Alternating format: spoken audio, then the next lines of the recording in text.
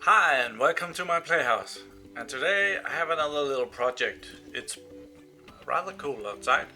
And then again, I still want to turn off the power, which is really weird. We can just have a look outside and see how pretty this is. But it's snowing here. I just went outside. I had to get something in the car and there was about a foot of snow. The windmill over here is mostly turning around itself, not producing anything. It's very beautiful weather and rather cold. But I have this project up here. I'm on the second floor, I guess it's called. Let's just turn on power on the ceiling. I have these cables. There's actually, I think it's 3 cables that are, maybe it's only 2. There's a couple of cables there that are being connected up there, and I want to move that over here so that the cables are not right there, so that I can continue building the loft without having those cables in the way. But these cable runs the entire house, so it's not something you just do. But I'm gonna turn them off anyway. I'm gonna move one cable at a time, but I'm gonna turn off everything at once so that I'm not gonna be electrocuted. I've been preparing a little bit. I have one of the batteries for the battery bank, and I got an inverter. It's a 12 volts to 220 volts, 1500 watts. It's able to, oh, there it is, very bright. So when I turn off power, I can still produce some light if I'm gonna need it. I don't know if I'm gonna need it, but now I got it if I need it.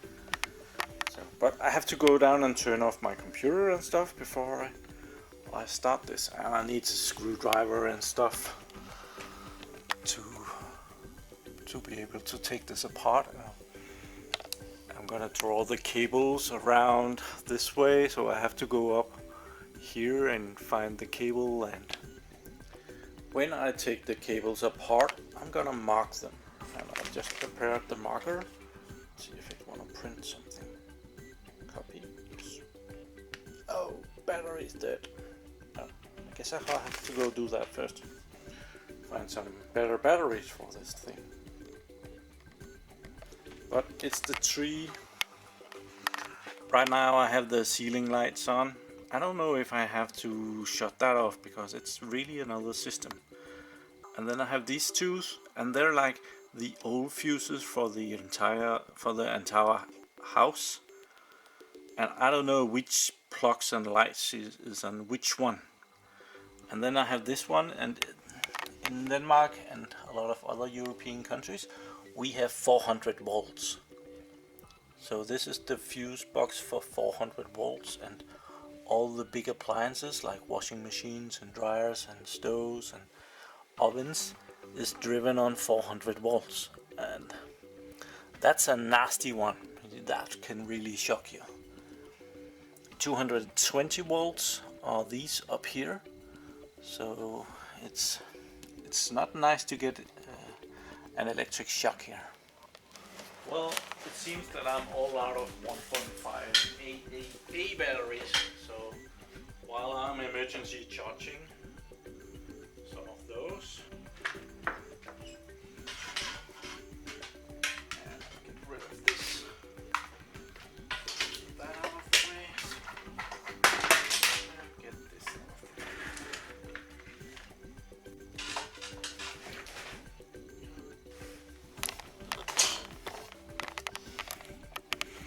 So here is the wires, and they go that way. Let's get some lights in there. And at some point I decided that all the cables should go that way. And now I've changed my mind and I want them to go another way. That's the 400 volt cable. These are only 220 volts. Same one with this one up here. Also a 220 volt cable. So with a little bit of emergency charging, I was able to get a strip with some markings on it. And I'm just gonna cut these out. I guess these strips aren't too big, but they will do the job. And I'm just gonna use them to mark the cables so that I know when I see this one of these cables again, which fuse that controls the appliances that is on that cable. So cut those out. And I know the P1 is definitely the 400 volt cable. So I'm gonna mark that in each end. So I have the cable here, and I'm gonna put on the small P's, P1 signs. It's related to the P fuse in the fuse box. So I'm gonna put that on there. And that is never gonna stick there very long. So I have some tape. And I'm gonna wrap some tape around it too.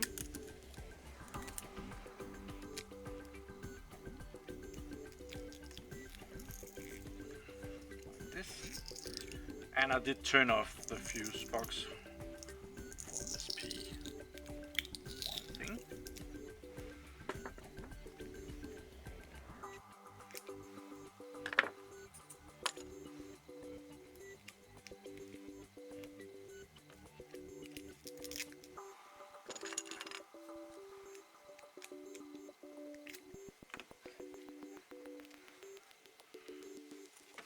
And I already ran dry of tape. New roll of tape just arrived. I'm just gonna give it a little extra because I'm not sure how good that last bit was. Just gonna take it around one more time. And now that cable is clearly P1. And I'm gonna mark the other end of the connection, the cable over here. Can you see that? Over here on the other side of the connection, so that I can take this apart.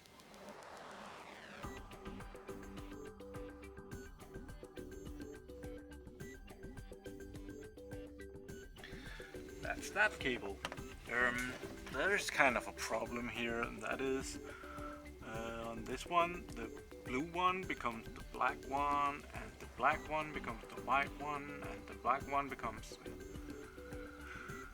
gray one, and the brown one becomes a blue one. And I probably need to do this the same way when I put it back together, so I have to find some way to mark this up so that I can figure this out when I put it back together. Okay, I figured it out. I'm gonna actually just make a drawing of how this is put together so that I can take it apart and put it back together over there. So I'm gonna do that. There were actually two black ones coming from the house, or from the fuse box, but luckily one of them was short and the other one was long, so one became black short and black long. So I marked this one up, and now I'm gonna find out which of these 220 volt cable is S1 and which is S2. And I'm gonna make sure that I can measure current on that first. I have the multimeter right here. Okay, we can place it over here and make it come in. Oh, it was kind of in view. So right behind the multimeter is, and that's AC. Let's measure that. We have 228 volts there. And down here, the other one,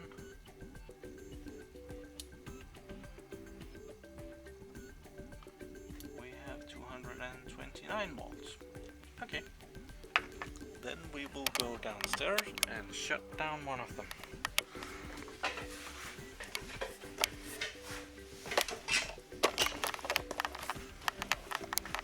Right here, and we're gonna shut off S1.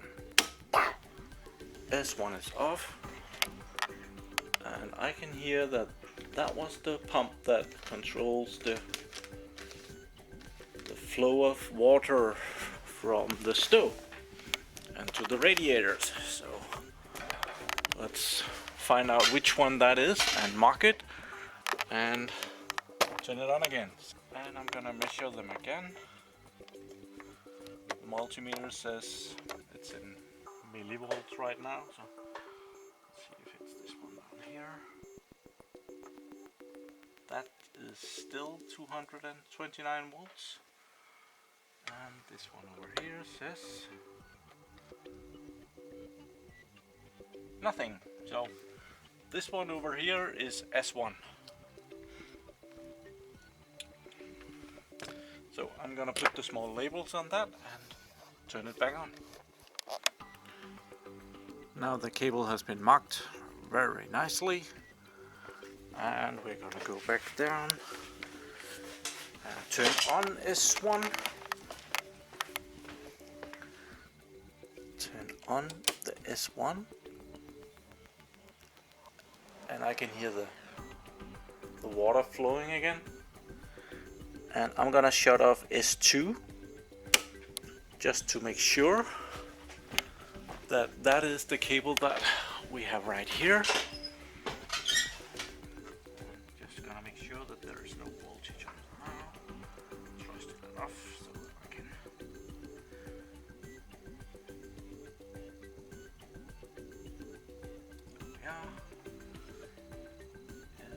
There's 0.4 volts DC. That's the same as nothing.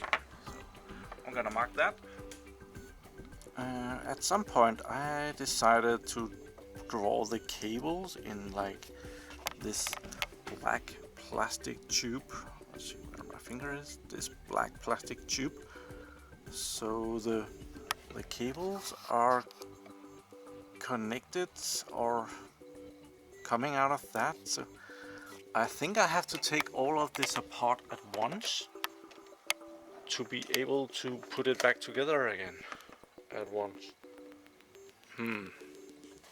I've taken the 400 volts cable apart, and I'm gonna see if I can straighten these a bit. And it disappears in here. And the cable will come in here. I don't know if we've ever been in here, but this is the other way up to the loft. This is the cold area. Oh, oops. Up here, and it's not insulated up here. The roof is not insulated, but the flooring is insulated. And back here is the wall that I put up, and down here is a power cable, and I think that's P1 that's going there. I'm gonna try and pull in it and see if it reacts to that. I kind of found that it over there is the hole where the cable came in, and on the other side of this one I can see the cable down here. So I'm gonna try and pull on that and see if the cable will want to come this way. We can put the camera somewhere. Maybe that will work. Maybe it won't. Yeah, it's coming.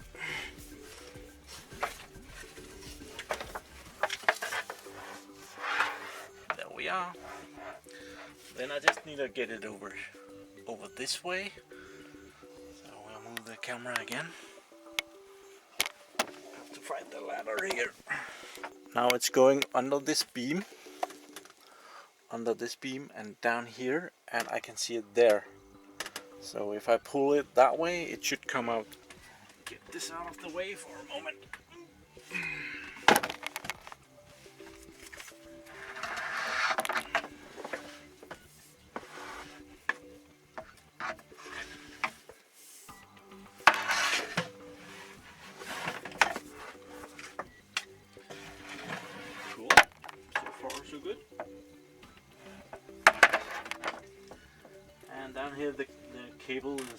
is mounted with some metal brackets, and I need to go get something to take that off. That's a mount right there. Right there and right there and right there. And then the cable goes down. So if we take those three off and get the cable to go this way and meet up on the other side in there, that would be good. Okay, I found my hammer and I pulled the nails out along the way down here, and I'm gonna put some of them back in here just to ease the tension of the cable. I'm gonna try and go the shortest way, and if there's enough cable, I'm gonna go out here and follow that way until further notice. I nailed that down, and I'm gonna go around and get the cable in the right direction so that I on the other side can see how long the cable will stretch, or if we need to do other tricks.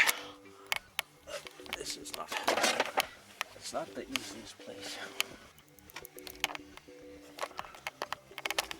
Now it goes that way.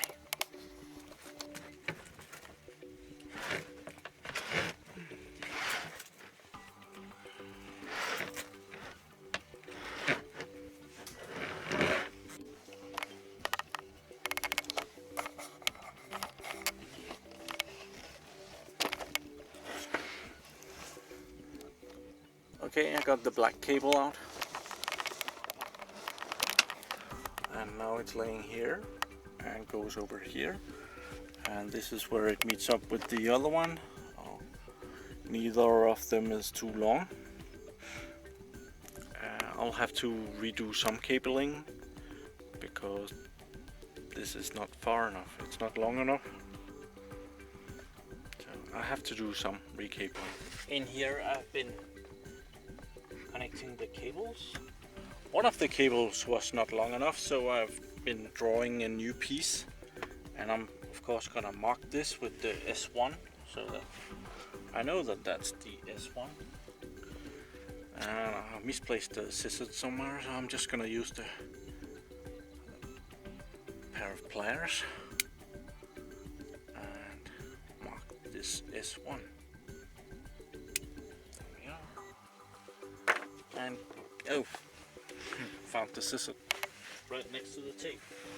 And I'm gonna mark this cable, and I'm gonna cut something off, and I'm gonna splice it together with this one. And this one I made long enough so I don't have to extend it next time. I'll have to extend the two other cables because they are actually a bit too short, and it's kind of irritating because it's only like 40 centimeters or half a meter or something like that. But yeah, that's what I'm doing right now. I'm gonna remove the plastic before I put on the S1 marker. There we are, S1. And I'm gonna connect it to the other cable so that everything will be cool.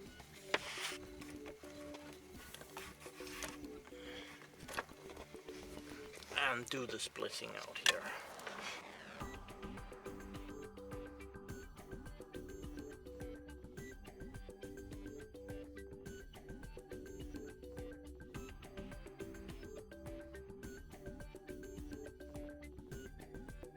Cool, done.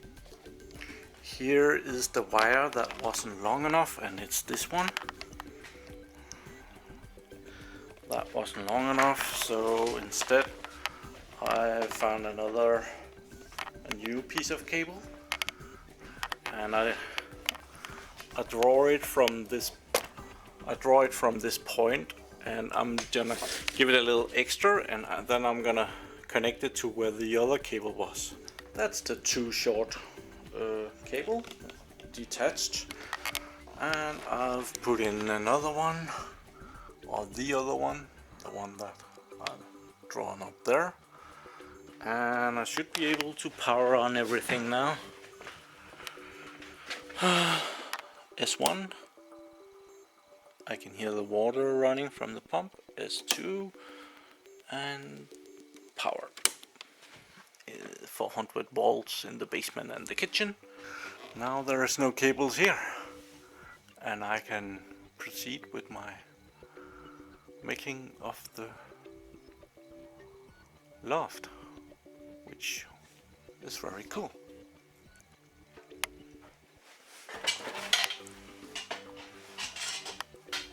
And the cables are over there. I need some further cable work because there are still, some of them are too short. The 400 volts and the I think it was S2 is probably a bit too short too. But at least the 400 volt cable needs to be stretched a little bit. I didn't really need the light. I could have saved that time. Didn't get to use it for anything. Forgot that I made an extra for the light on the loft. So yeah, that was all good. Hope you got something out of this video. I had to do this work anyway, so I hope that you enjoyed coming along.